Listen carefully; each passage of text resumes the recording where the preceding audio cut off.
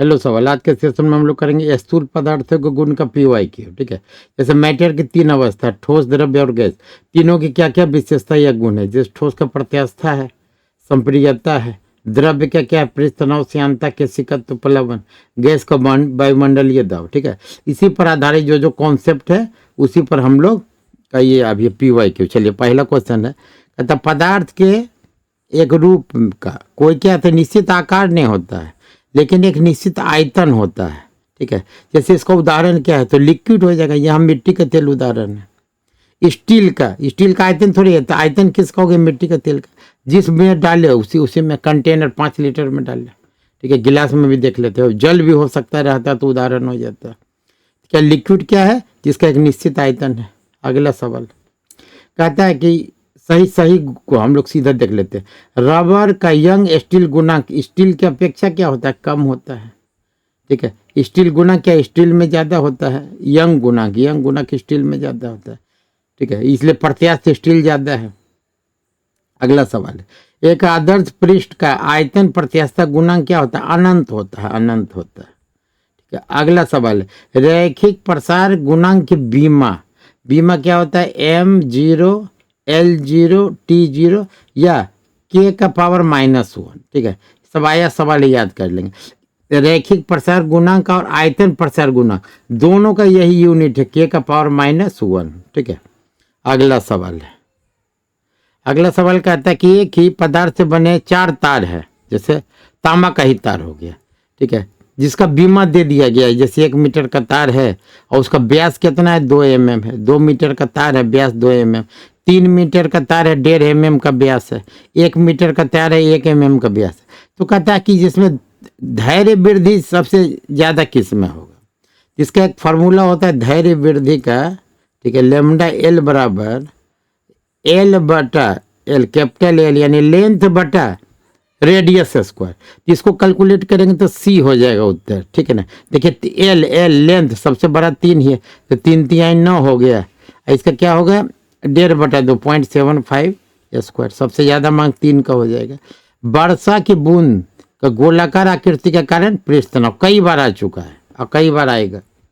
अगला है, पानी की बूंद गोलाकार पृष्ठ तनाव, सेम सवाल। वर्षा की बूंद गोलाकार जल में पृष्ठ तनाव।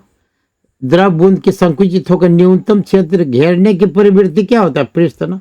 जाड़ा में कैसे हम लोग ने रहा अगर चादर, ठंडा लगता है दुबक के सो जाता है, वही वाला गुण हो गया। द्रव्य में क्या हो गया, इसको पृष्ठ तनाव, सरफेस टेंशन। तेल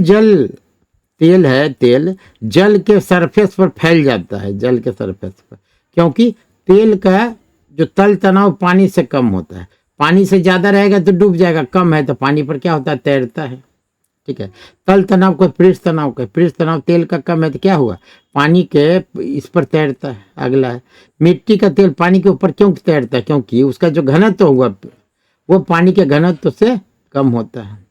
साबुन का बुलबुला के अंदर का दाब वायुमंडलीय दाब से ज़्यादा होता है। साबुन के बुलबुले का जो अंदर का जो प्रेशर होता है वायुमंडलीय से ज़्यादा होता है इसका।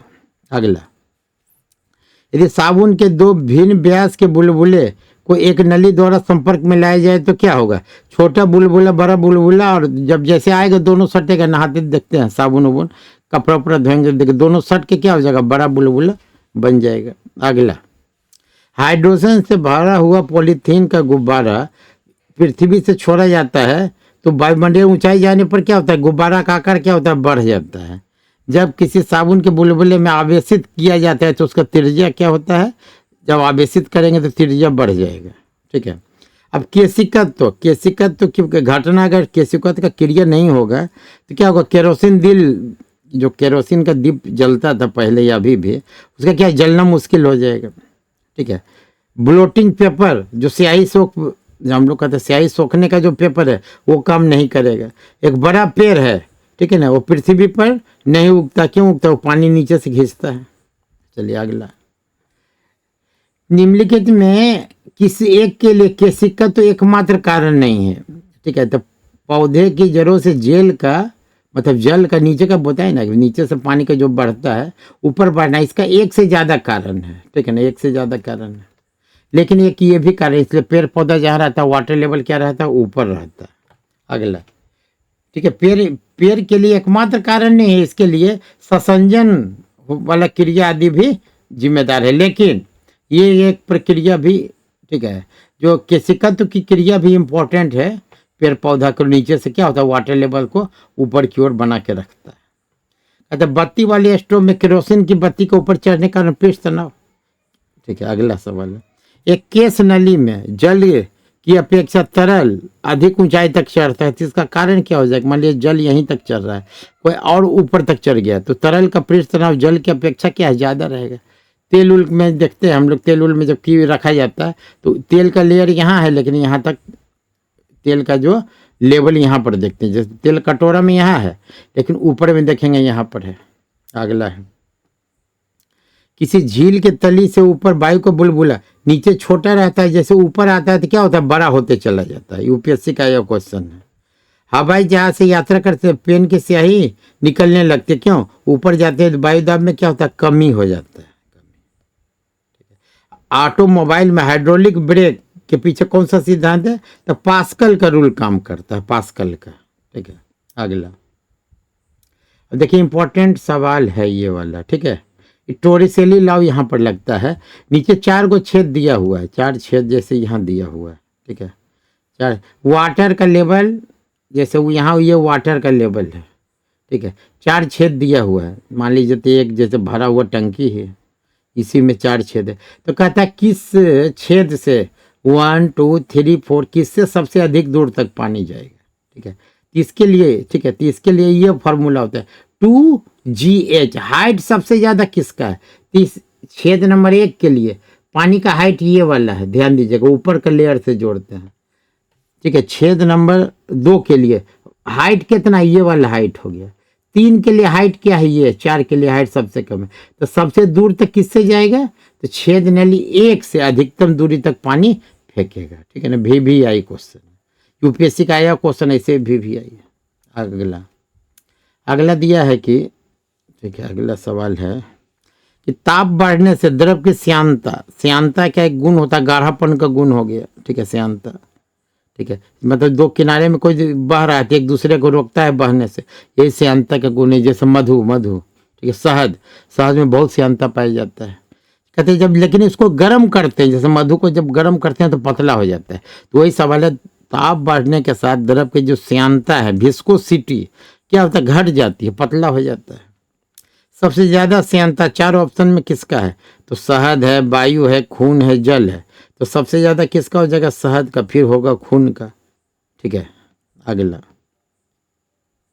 अगला है कि निम्नलिखित में सबसे अधिक श्यान कौन है? रिपीटेड क्वेश्चन, तो शहद होगा। अगला, श्यानता तरल का वह गुण है जिसके कारण किसी बाहरी प्रतिबल के कारण विकृत होने का विरोध करता है। ठीक है ना।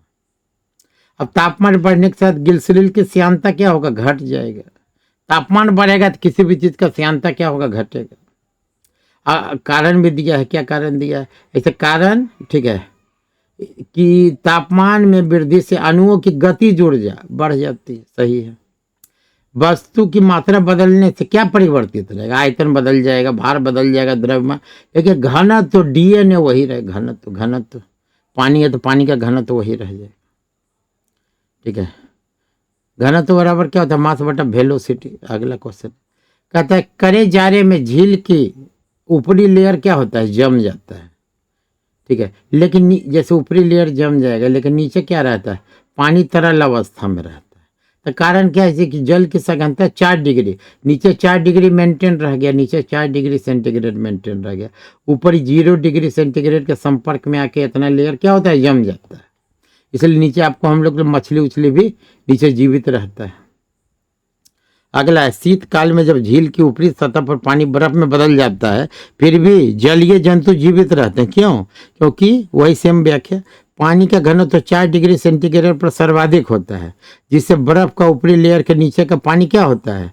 4 डिग्री सेंटीग्रेड के आसपास मेंटेन रहता है। तो जलीय जीव मछली उछली क्या होता है?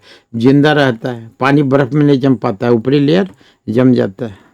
अगला है बर्फ जमी झील के अंदर मछलियां क्यों जीवित रहती है? कि झील की तली पर जल नहीं जमता है। ठीक है ना, ऊपर की ओर लेयर जमा, लेकिन नीचे क्या होता है? पानी। ठीक है, पानी नहीं जम पाता है। वही सेम व्याख्या है।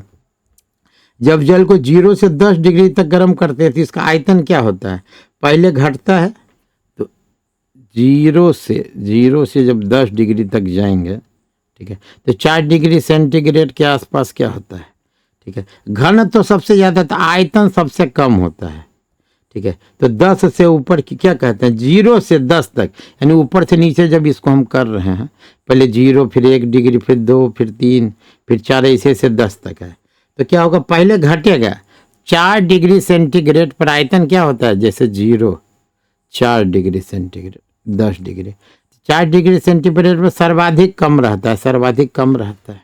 तो क्या होगा, पहले आयतन क्या होगा, पहले घटेगा, फिर क्या होगा, बढ़ेगा, 4 के बाद बढ़ेगा। यूपीएससी का आया क्वेश्चन। अगला सवाल है, वो ये जल के आयतन में क्या परिवर्तन होगा, आयतन 9 डिग्री से 3 डिग्री हो, तो 9 से 3 यही होगा, 4 के आसपास क्या होगा, आयतन 4 के आसपास क्या होगा, पहले घटेगा, 4 पर मिनिमम रहेगा, फिर 4 के बाद 3 पर आएगा तो बढ़ जाएगा। वही सवाल वहाँ 10 था, यहाँ पर क्या कर दिया, 9 डिग्री सेंटीग्रेड कर दिया। पानी का अपेक्षित घनत्व सर्वाधिक किस पर, घनत्व तो सर्वाधिक 4 डिग्री सेंटीग्रेड पर, और ठीक है, घनत्व तो सर्वाधिक रहता है 4 डिग्री पर, और आयतन न्यूनतम रहता है 4 पर, तो घनत्व आयतन में क्या बहुत कर्मानुपाती का संबंध है। पानी का घनत्व तो 4 डिग्री सेंटीग्रेड पर, जल का अधिकतम घनत्व 4 डिग्री है, या उसको 273 + 4 277 डिग्री केल्विन बोलिए, ठीक है ना। चलिए अगला सवाल है, गैस के द्रवीकरण के लिए उपयुक्त स्थिति क्या है, कंडेंसेशन के लिए कम तापमान और उच्च दबाव, ठीक है, 17वीं बीपीएससी क्वेश्चन, कम टेम्परेचर लेकिन हाई प्रेशर। अगला एवोगाड्रो का रूल क्या कहता है कि समान ताप और दाब पर सभी गैसों के निश्चित आयतन में अणुओं की संख्या क्या होता है, एक समान होती है, ठीक है।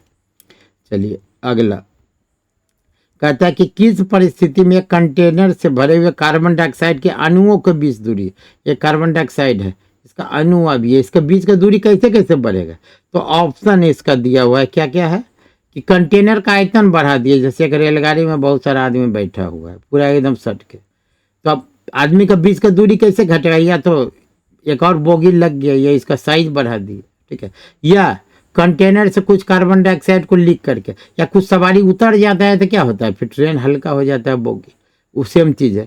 यानी कंटेनर से भरे कार्बन डाइऑक्साइड के अणुओं के बीच का दूरी कैसे बढ़ सकता है, या तो उसका आयतन बढ़ा दें, ठीक है, पहले इतना था आयतन बढ़ा दिया इतना, या फिर कुछ कार्बन डाइऑक्साइड को वहाँ से निकाल दे, लीक हो जाएगा तो क्या होगा उसका, ठीक है, तो अणुओं के बीच का दूरी क्या होगा, वही एकदम याद कर लेंगे, जैसे सवारी भरा हुआ जनरल बोगी में कैसे होगा, धीरे धीरे उतरते जाता है, ढीला हो गया। अगला, लोहे का एक गोला पारा पर तैरता है किंतु पानी में डूब जाता है, क्योंकि लोहे का अपेक्षित घनत्व पारा के अपेक्षित घनत्व कम होता है, कम होने के कारण क्या होता है कि वह, ठीक है, पारा पर तैर रहा है, पारा पर, लेकिन पानी में डूब जाएगा।